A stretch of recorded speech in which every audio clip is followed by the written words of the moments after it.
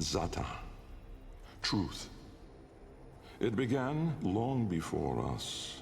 We who now live our perfect and dull, endless lives.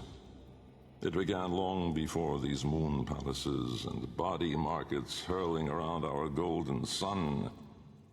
It began long before our light coil thinkers, our radiation wars, our oil, smoke. It began with us, the continuity and its twin, wanderlust.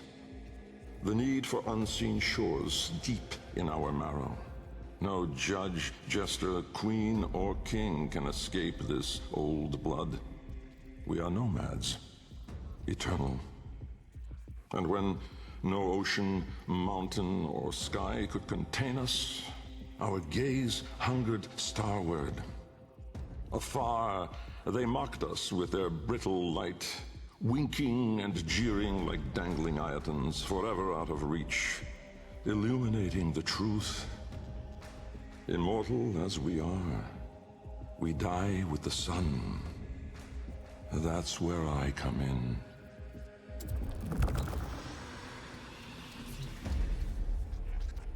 Jahu, form. My departure was a day less than any other. When I stepped inside the bell, I saw no crowd through its seriglass, no skeptical onlookers, no regal send-off. They all had given up on me and my paradoxical formulations. The wasted years had all shown the void to be just that. Nothing. No energy, no entanglement, no form. To spacefaring ambitions, a dead end. On the day, my laboratory was mostly vacant of witnesses, most of all of expectation. Only my sluggish attendants, my sagacious Kavat, Kalimos, and of course my daughter. I had raised her alone, but with inconsistent vigor. In those eyes, her mother's, I did see a terrible reflection of a man that did not exist. A brave and principled man about to make history.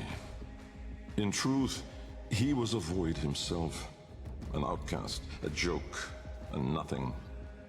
Driven by my humiliation, failure had made me bitter and reckless.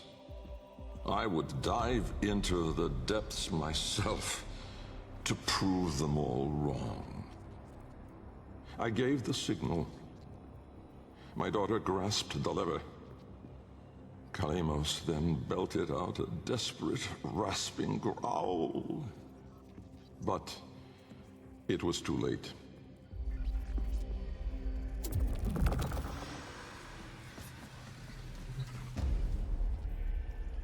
Vome, order.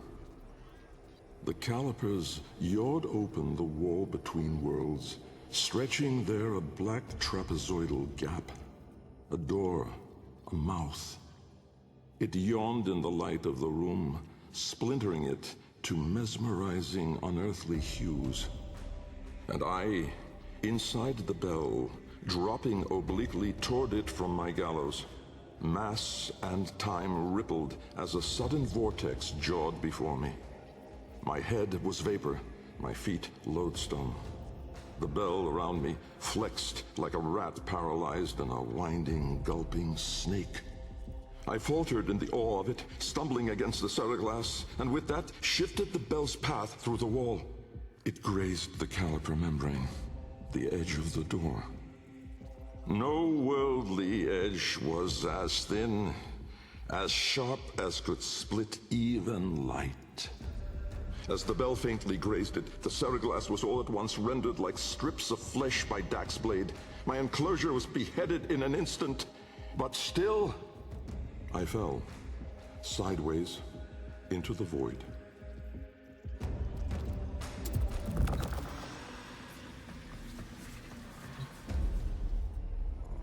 Fass. Chaos. Death was on me, I was certain.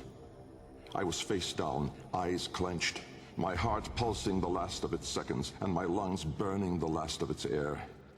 A sudden nostalgia gripped me. I grasped desperately for memory of a storm just past, the fumbling pitch of a child's song. Yet all these thoughts seemed to steal away from my mind like smoke through a vent. I would die empty. I then became aware of another sensation, physical.